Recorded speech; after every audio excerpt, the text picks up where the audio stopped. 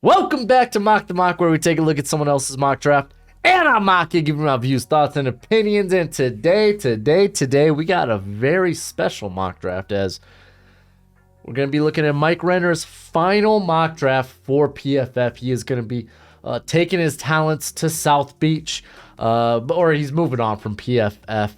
And man, congratulations to him. You know, he had a great run there at PFF, and larger part why this YouTube channel is a thing is, well, I saw guys like Mike Renner doing it, man. I was very entertained by Mike Renner when Austin Gale joined him for the tailgate. It's Just Football when Trevor Sikkema joined him. I've constantly loved and digested as much Mike Renner content as I could. He is a wonderful draft mind, and I look forward to see where he goes. But let's go ahead, get into this sucker. This is predictive on his part, and I'm like, oh, predictive, that's a little early. And I was like, oh, it's because his last day is today, so kind of wild. But send your best wishes to Mike Renner. But what's crack-a-lackin'? It's your boy Broshmo, just in case you did not know. So go ahead, become a bro and subscribe. Leave this video a thumbs up if you enjoy the content. As always, let me know what you think in the comment section below. Let's have that nice, beautiful discourse, baby. So that's sensual, right? All right, so pick one. It's Bryce Young. He is the odds-on favorite right now to go one. I think the Panthers, you made this move to go ahead and get the best quarterback in the draft. Bryce Young is the best quarterback in the draft. Size be danged. It ain't the size of the boat. It's the motion of the ocean, and his throwing motion is the best. All right, I said this is predictive, but this is kind of wild. The Detroit Lions move up to 2 to take CJ Stroud. All right. Let's just read this. The Lions saw how safe a top 10 picks can be with Jeffrey Okudah.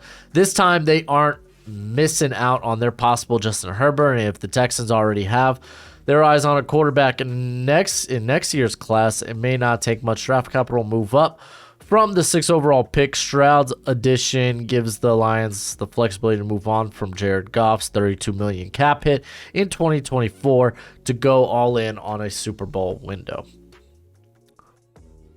Not opposed to this one. I'm kind of curious how much it did cost to move up, because like the Texans, they are probably, if they do plan on going on a quarterback next year, you probably want to start putting together draft capital for next year to be able to make that move if you are not selecting first overall. The other thing here is Nick Serio. I feel like if the Texans do poorly, he's gone. So it's like for him, it's kind of make or break, right? Arizona Cardinals, they don't trade. They don't make any moves. They don't trade down. Thanks a lot, Texans. They take Will Anderson, top non-quarterback prospect on the board when you consider positional value. I got to add that part because Bijan's freaking phenomenal. It's just running back value. Also, you don't have the red flags. That is Jalen Carter, so it's easy to see why Will Anderson would be the first one off the board. Let's go ahead to the Colts pick. As they go, Will Levis. In the words of the NFL Stock Exchange, Will Levis, you're an Indianapolis Colt.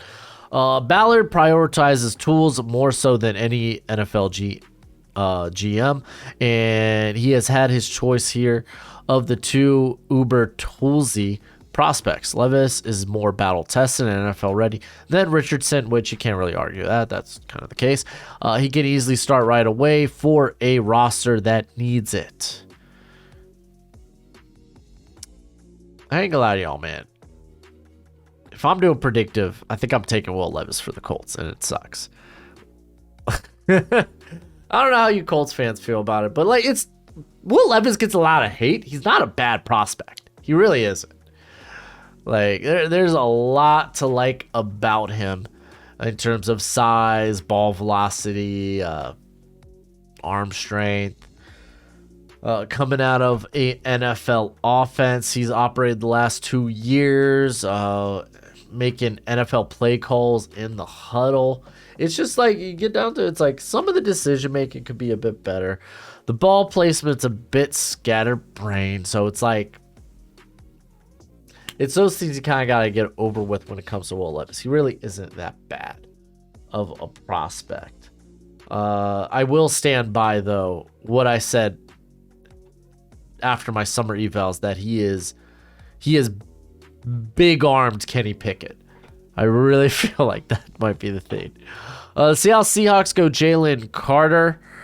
This has been reported, or rumored, I should say, that the Seahawks may go in this direction. Some people don't really believe it. Kind of is what it is. The Seahawks leadership has brought itself more than enough public goodwill to take a prospect who has had the single most adventurous pre-draft process in the class. Ultimately, talent talks for the player who had the single best non-quarterback tape in 2022. That, again, I agree with. Yeah, if I'm the Seahawks, I would love to take Carter. That's kind of my pick there. If I'm the Seahawks, that's kind of what I want to do. The Houston Texans, now that they moved down, really wish we could have saw the trade capital, but it is what it is. They go ahead and select Tyree Wilson, and I am very interested to see where Tyree Wilson does go. I feel like he is, like, if we're going with the most hype, 2 to the Texans.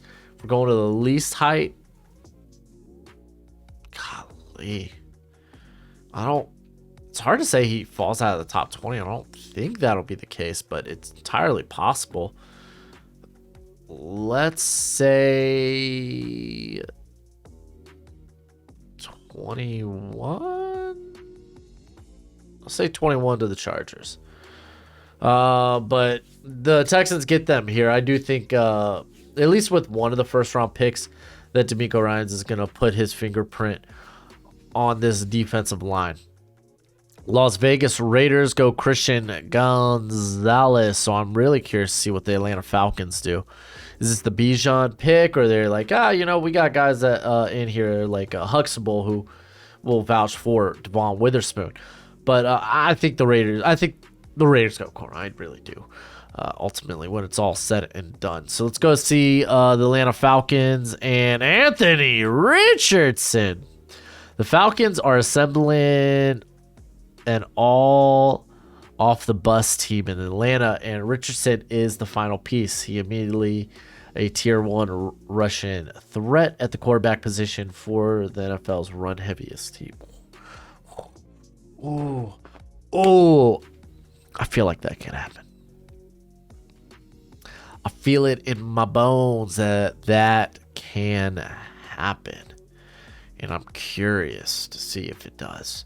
And I think Atlanta, honestly, quarterback should still be on the board. Like, quarterback should, give Desmond Ridder a shot. He was a 3rd rounder.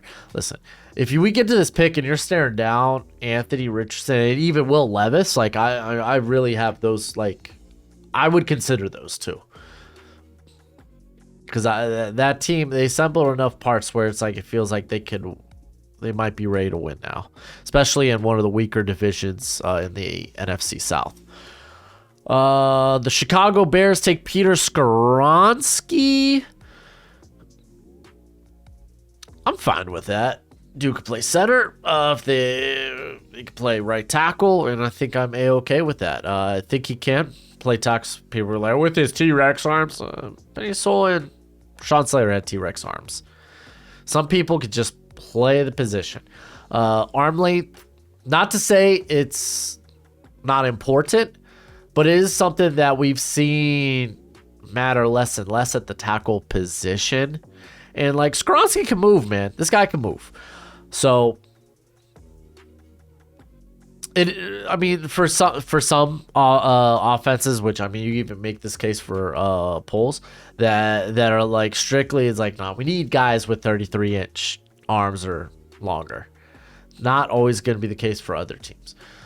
All right, the Philadelphia Eagles, Howie Roseman goes Lucas Van Ness. There we go. So Howie Roseman knows how to play, how the game is played. He understands that explosive athletes like Van Ness don't typically last long in the draft, to how valuable those types of players are in the league.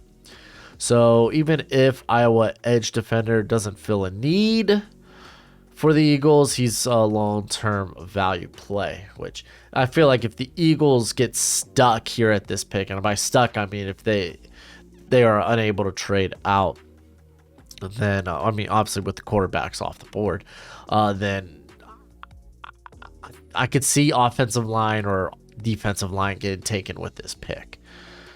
This is surprising. The Tennessee Titans take Nolan Smith. Smith is a culture fit for Mike Vrabel's defense due to his no-nonsense physical play style despite being undersized. Smith had the highest run defense grade in this draft class over the past 2 years despite weighing 239 pounds. Fun fact, he also had the second highest pass rush win rate of edge players in this class despite weighing only 239 pounds. So, don't know if edge is necessarily let's take a look at Tennessee's depth chart, because they got rid of Bud Dupree, but they got other guys there. They like Weaver. Did they sign anybody? That's probably my biggest question. I can't really remember. They brought in Arden Key. Does that persuade me away from that? Like, what else are you doing at this pick? Offensive line's the obvious answer. I don't even know why I asked.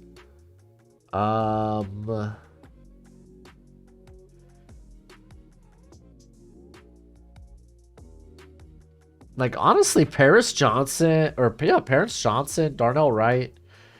I think guys that could play right tackle, because you could move Nicholas Petit-Frere inside to guard. Dylan Radins, I mean, you gotta have him and Nicholas Petit-Frere battle out for right guard. They're gonna give Aaron Brewer a shot at center. I don't feel great about that, but we'll see.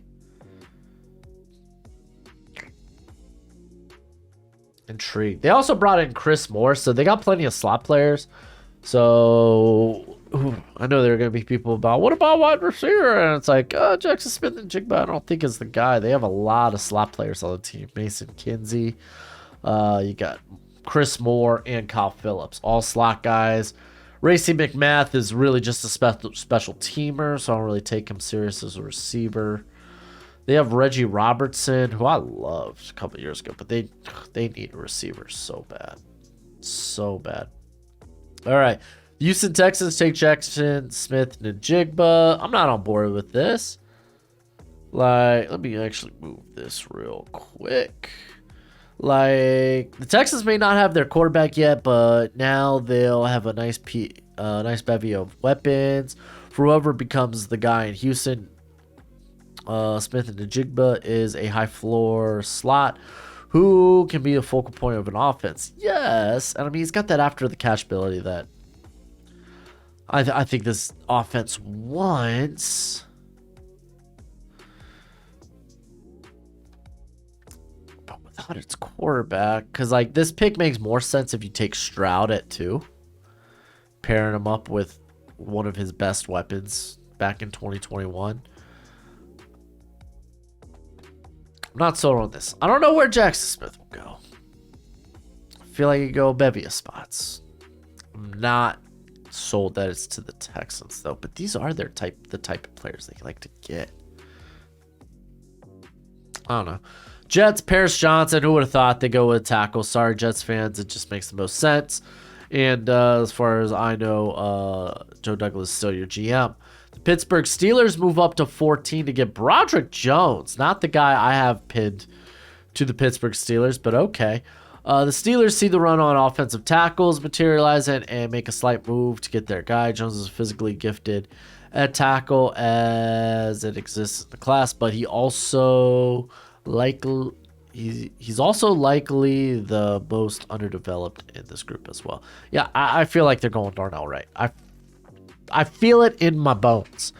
And if they can't get Darnell Wright, they're going to try to get DeJuan Jones, which you could make an argument. You could sit there at 32, wait, see how it goes, how the board falls, and maybe you could sit on 32 and get DeJuan Jones, or you could make the move up to get him. I think it's one of those two guys. I'm sold on that. You can't tell me otherwise. But Broderick Jones would be a good pick too, though. I'm not saying Broderick Jones is a bad pick. I'm not saying that. I'm just saying what I think is going to happen. Dalton Kincaid going to the Green Bay Packers. I know this is what Mike Renner wants to happen, but will they actually invest in getting more playmakers for Jordan Love? That's the question. How much do we buy into the Packers doing the right thing? Like Kincaid, wonderful receiving threat. Probably the best receiving threat at the tight end position. Some people were like, what about Sam Laporta? And I was like, Laporta's great once you get the ball in his hands. Problem is, his hands could be just like over 10% drop rate over his career. Not great, guys. But we're talking about pure, like, receiving standpoint, start to finish. It is Kincaid. The Washington Commanders go Darnell Wright. I'm really curious what. Wow, we haven't seen corners go a lot, right? Isn't Witherspoon still on the board? Oh, man. So, Wright is one bad dude who can slot in early at guard. What? I guess you're... What, you could move Cosby to left guard. I firmly believe he can play either side. Because if you're moving Darnell Wright to guard early, then it's Andrew Norwell you're replacing. But you're looking for, because you're making this pick because you're hoping Wright will be a tackle. And do you want to move? Do you think he could play left? That's a question, because he'd be replacing Leno, not Wiley, who they invested 3 years in. Don't know exactly what the contract looks like, but... I don't know. Seems like a messy pick. Pick 17, this one is the Patriots. Devon Witherspoon. So, yeah, they move back. They still get a really good corner. Add to that cornerback room. But you could also say that Patriots are in market for a tackle as much as any other team. The Detroit Lions, they go Joey Porter as the corners fell, and now we're starting to see them fly off the board. Lions traded away Jeffrey Okudah because they knew this class had some press coverage dynamos. Porter is right near the top of that list with his 34-inch arms and high-end play strength. So it's a good pickup for Detroit. So what? They moved up, got Stroud and Porter. Honestly, that's not a bad draft. The Tampa Bay Buccaneers, they go Myles Murphy. My boy. I'm going to start mocking Myles Murphy back inside the top 20, dude. I really am. I love Myles Murphy. Isn't he my edge 3 in this class? Now, it says here, the Bucs need to reload at valuable positions to get themselves out of the cap-strapped position they are in. Murphy makes a lot of sense as he's a high-end toolsy project. So, yeah, especially if tackles fly off the board, the Bucs are kind of sitting here like, oh, what the heck do we do? We could go edge. We could go Brian Branch. I think Brian Branch still goes to the first round somewhere. I don't know where, though. So that's going to be interesting. Seahawks, they go Zay Flowers. I say they, but Michael Renner, he goes Zay Flowers. No Bijan yet, important to note. Also just noticing that. Flowers is the missing piece in the Seahawks' insanely athletic receiving corps. His dynamic, oh my gosh, reading, what have you done to me? His dynamism alongside Tyler Lockett and DK Metcalf will leave safeties' heads spinning, just like me trying to read one sentence. I like this pick. I really like this pick. You get Jalen Carter, and then you could honestly address the offense. You really, really can with Zay Flowers.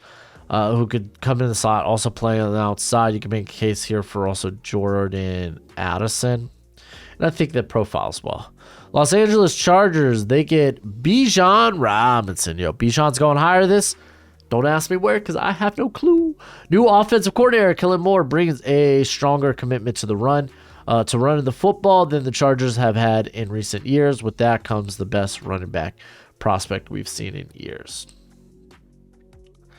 So I like that. I really think if the Chargers really want Bijan, they're going to have to move up for him. Where to is the question. I got an idea. I'll be doing a predictive mock next. Oh. Yeah, I'll do a predictive mock day of the draft. So it's going to be fun. What? The Baltimore Ravens take Hendon Hooker. Mike Renner. He literally said, this is my last day at PFF. I'm burning everything to the ground, at least with this pick. The Ravens have to prepare for the potential life without Lamar. If Hooker doesn't tear his ACL, he's likely going higher than this. You could make a case there. But the Ravens could be in a spot where Jackson is back for only one season. Nah, I feel like if they don't sign him long term, he's not playing out this season. That's what I feel like. Like, the only way he plays out this season is on a long-term deal with either the Ravens or another squad. That's what I'm calling. Still too rich for a Hendon Hooker for me, but Baltimore I could get while you're in a scenario, but just move Lamar. Just move him. Minnesota Vikings take Jordan Addison. That's a pretty fun pick. The Vikings desperately need someone they can trust to separate who's not named. Justin Jefferson defenses were able to put too many resources towards stopping him with that. That is actually really true this season, or this past season. So receiver's not out of the ballpark. Quentin Johnson's still on the board too. I thought that might be fun. I don't know, but okay. Apparently, I don't know, man. Is there proof in the pudding when it comes to the NFL not liking Quentin Johnston as much as some of these other receivers? Jacksonville Jaguars go Brian Branch. He's just a great pick here for the Jags. Like, it's the easiest pick to make. Brian Branch still on the board. Okay, yeah, let's send it. We're gonna do it. Ooh, the New York Giants go Joe Tippmann. Tippmann is an athletic center who gives the Giants the makings of something special up front. They've seen firsthand in their division how the Cowboys and the Eagles offensive lines, I lost my spot, have given their respective offenses high floors, and they're looking to join the club. Not in the case, dude. I think this is the pick where if something interesting happens, whether it's John Michael Schmitz or even Joe Tippmann, I think it happens at this pick. I think the Giants, they're not going to do what a lot of people project them to do, whether that's receiver or corner here. Quentin Johnson's still on the board, by the way, Giants fans. Dallas Cowboys take Michael Mayer. I'm going to call this right now. This is probably what, unless I hear different, this is probably what I'm going to predict for the Dallas Cowboys. It sounds like that they really love Mayer, even though they got guys like Jake Ferguson and Peyton Hendershot, who I thought looked solid last year. So I'm going to just call that myself. Oh, my. Buffalo Bills get Quentin Johnson. Let's read this one. This is one of those we didn't think he'd be their picks. It may not be the most glaring need on the Bills roster, but Johnson gives the Bills a deep threat at receiver that can go toe-to-toe with the rest of the AFC. Okay, which is fair because, like, Gabe Davis ran pretty hot and cold last season. So not against it, but I'd probably still be going offensive line. Bengals, they go with Anton Harrison. I haven't seen Anton Harrison here. The Bengals simply have to throw resources at the offensive line. Harrison is the perfect developmental tackle at this point in the draft. He may not have to start right away, but given the injuries along the offensive line for Cincinnati, he'll likely play soon. That's funny. The New Orleans Saints go with my boy Adetomiwa Adebari out of Northwestern. Basically pencil it in, dude. Insert defensive line for this pick for the Saints. Everyone's going to be guessing that. That's just kind of makes the most sense. It's kind of where they are right now, the most flimsy. The Philadelphia Eagles, they go Kalijah Cansey. This is also a popular spot to put Cansey. The rich get richer. Cansey short arm size. Won't be for everyone, but it will be for a defensive line that just wants to attack at all costs, like the Eagles. So, yeah, they could be in a spot where they put Cansey maybe on the field for, like, maybe strictly pass rushing downs or passing downs. Or you could even have Cansey kind of, like, play outside a little bit. Ooh, you can get fun with it. All right, finally, Mike Renner's final pick for PFF. All right, it's Felix Anudike-Uzomah going to the Kansas City Chiefs. The tackle class is likely too depleted at this point to look there, so the Chiefs continue to try to bolster their pass rush long-term. Steve Spagnuolo's type for defensive ends look a lot like Anudike's physical profile, which is fair. I think that's a good fit. I like it. So we saw this was an interesting mock. I don't like the Texans not getting a quarterback out of this, but I will say I think the Texans draft in this one probably my least favorite. I kind of like what Detroit did. Kind of curious what that trade like cost wise was, but it kind of is what it is. But let me know what you think in the comment section below. That's it for the video. Go ahead, do the YouTube thing as always. Until next time, you be easy, my friends. Later.